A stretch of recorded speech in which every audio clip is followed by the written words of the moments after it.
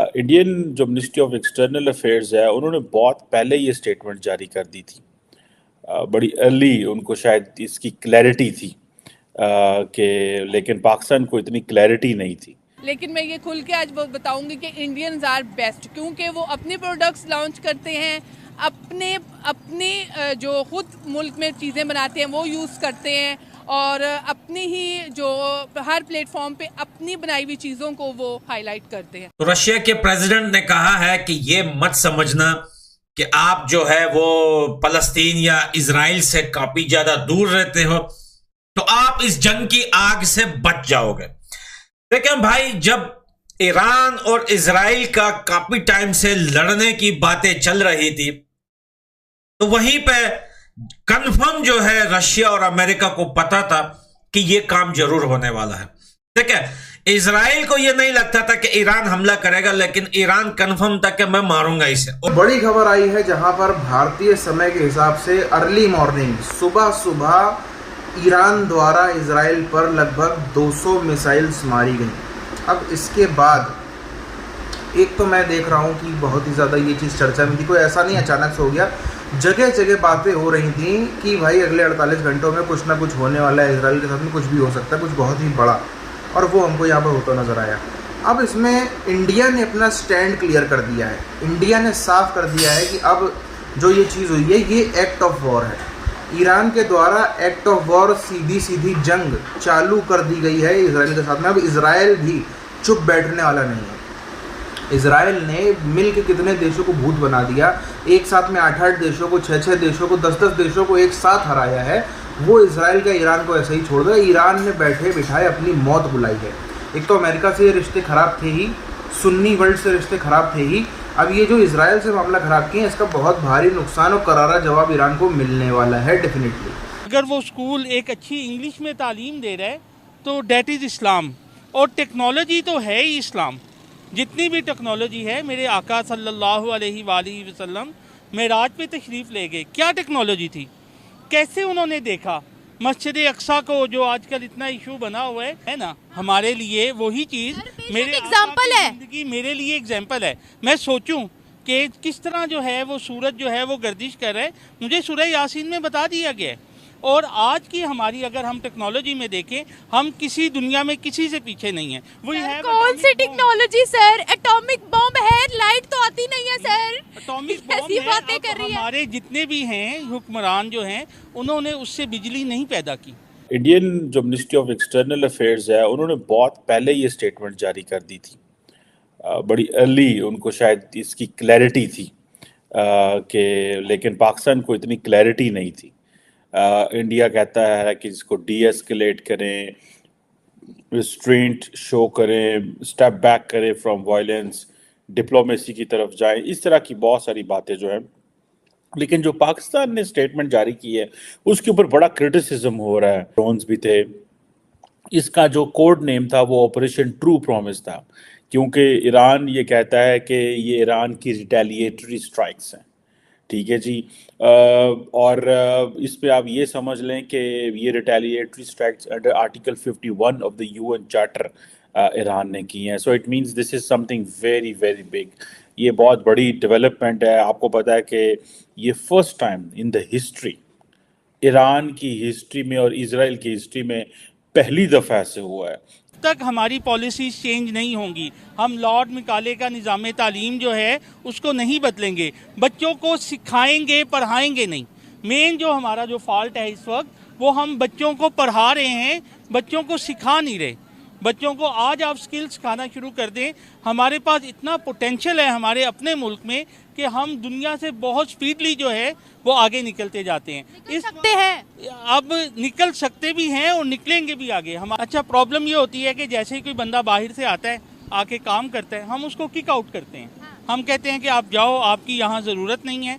हमारे पास अच्छे डॉक्टर से अब भी हैं।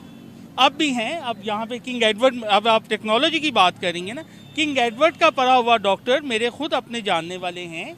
अब वो अमेरिका में उनको ऐसे लिया जाता है कि जैसे उनके हाथ में जो है ना कोई ऐसा स्किल है। अब ये जो न्यू डॉक्टर थे उनको तो इंजेक्शन लगाना नहीं आता। ईरान जो है भाई वो इतना तंग आ चुका है अमेरिका से इतना उसके ऊपर जो है पाबंदियां, रिस्ट्रिक्शन इतनी लगाई है ईरान के ऊपर कि अब ईरान जो है वो लड़ना चाहता है। वो कहता है या मुझे मार दो या मैं खत्म कर दूंगा भाई किसी ना किसी को, या अमेरिका को या इजराइल को। और आपको पता है कि ईरान इजराइल को मारने के लिए न आज फलस्तीन की वजह से बल्कि बहुत टाइम पहले जब भी अमेरिका ने ईरान को मारने की धमकी दी तो ईरान ने कहा कि अगर मेरे ऊपर थोड़ा सा भी हमला हुआ, कुछ भी हुआ, मैं सबसे पहले इजराइल को मारूंगा। ईरान का साथ देंगे। और भाई बहुत सारी कंट्रियां जो अभी आपने देखा कि यूएई ने बिल्कुल डिप्लोमेटिक जो है वो खत्म कर दिया है इजराइल के साथ। नहीं तो भाई पहला मुस्लिम देश था जिन्होंने एक्सेप्ट किया था इजराइल को, लेकिन यहां पर इस जंग के बाद इस मसले के साथ ही यूएई ने सारे जो है राबते खत्म कर दिए हैं इजराइल के साथ। और यूएई ने कहा है कि अब के बाद हमारा कोई लेन देन नहीं इजराइल के साथ। यहां पे सऊदी अरबिया, यूएई और ओमान, बहुत सारे देश हैं यहां पे जो सब ईरान के साथ खड़े हुए हैं। और ईरान के साथ खड़े होने का मकसद भी यही है कि वो फलस्तीन के साथ खड़े हुए हैं। और अफगानिस्तान की बात करें तो तालिबान भी कहीं हद तक जो है वो फलस्तीन का साथ दे रहे हैं। और मुझे लगता है कि अब व्लादिमीर पुतिन बाकी देशों से पूछ रहे हैं कि आप जो है न्यूट्रल नहीं रह सकते हो, आप एक साइड पे नहीं रह सकते हो, आपको किसी ना किसी का साथ देना पड़ेगा। भला देश में दहशतगर्दियां कर रहे हैं और दुनिया के लोगों को मीडिया पे दिखाते हैं और मीडिया बोलती है कि हाँ यार ये तो करना चाहिए, मारना चाहिए अमेरिका को। देखिए मैं आपको बताऊं, एक्स ने यानी कि एक्स ऐप ने, ट्विटर ने अनाउंसमेंट किया कि अगर किसी ने भी फलस्तीन या गजा के लिए कोई भी ट्वीट किया उसका अकाउंट उड़ा दिया जाएगा। देखिए अमेरिका के हाथ में तो यही चीजें है। मेरे दोस्त, आप सो रहे हो, आपकी आंखें बंद है, इसके पीछे बहुत बड़ा बिजनेस है। देखिए अमेरिका अपने आप को दुनिया का सुपर पावर बोलता है, कहता है मेरे पास पैसा ज्यादा है, इतना तेल है मेरे पास कि दुनिया में तेल खत्म हो जाए मैं 40 साल तक जो है अपने जखीरे का तेल इस्तेमाल कर सकता हूं। वो सारा खरीद के रखा। कहां से खरीदा इतना पैसा? आखिर अमेरिका के पास आता कहां से है? क्या अमेरिका को इजाजत है कि वो ज्यादा पैसे छापता है, बाकी देशों को इजाजत नहीं देता कि वो ज्यादा पैसे छापे? ऐसी कोई बात नहीं। बात में अपने वेपन जो है दोनों साइड को बेचता है। मान लो अगर कल को हिंदुस्तान और पाकिस्तान की फाइट हो जाए तो अमेरिका को बहुत बड़ा फायदा है। अमेरिका क्या करेगा? पाकिस्तान को वेपन सेल करेगा, हिंदुस्तान को वेपन सेल करेगा, वहां बैठ के तमाशा देखेगा और देखेगा कि जो ज्यादा ताकतवर हो गया तो वो उसका साइड लेके दूसरे को खत्म कर देगा। लास्ट में सांस निकलते वक्त वो उस पर बम मार के या अपनी फौज बेच के खत्म कर देगा उसको। अमेरिका का काम यही है। लेकिन ईरान बोलता है हम ये नहीं होने देंगे। ईरान ने बहुत ही बड़ा अटैक कर दिया है इजराइल के ऊपर।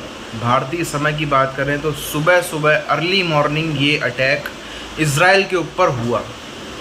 200 के आसपास मिसाइलें ईरान द्वारा इजराइल पर मारी गई। बड़े सवाल ये हैं कि मैं पिछले 48 घंटों में कई सारे ऐसे वीडियोस देख रहा था जिसमें कई सारे लोग बोल रहे हैं खुले, मतलब कोई इतना जिनके पास में मुझे पक्का श्योर है जिनके पास में कोई इंटेलिजेंस का लिंक नहीं होगा, सिंपल लोग हैं, वो तक इन्फॉर्मेशन बाकायदा यूट्यूब पर डाल रहे हो। कई लोगों ने ये डाली कि नहीं 48 घंटों में इसराइल में बहुत बड़ा अटैक होने वाला है, अमेरिका ने चेतावनी दे दी है इसराइल को, तैयार हो जाओ, बहुत बड़ा कुछ होने वाला है। तो इतनी ज़्यादा पब्लिक डोमेन में अगर कोई बात आ गई कि छोटे मोटे टटपुंजे यूट्यूबर जो कहीं गली में बैठे थे वो भी ऐसी बातें कर रहे हैं, तो इसका मतलब है कि कहीं ना कहीं इजराइल का ये सिक्योरिटी लैब्स तो है। मतलब हम लोग इजराइल की तारीफ़ करते हैं, मैं खुद भी इसराइल की बहुत तारीफ़ करता हूँ, लेकिन यहाँ पर थोड़ा सा कहना पड़ेगा कि भाई अगर इतनी ईजिली इन्फॉर्मेशन निकल रही है तो या तो इसमें इजराइल के अंदर से कुछ लोग हैं जिन्होंने गद्दारी की, और हर वक्त होते ही हैं।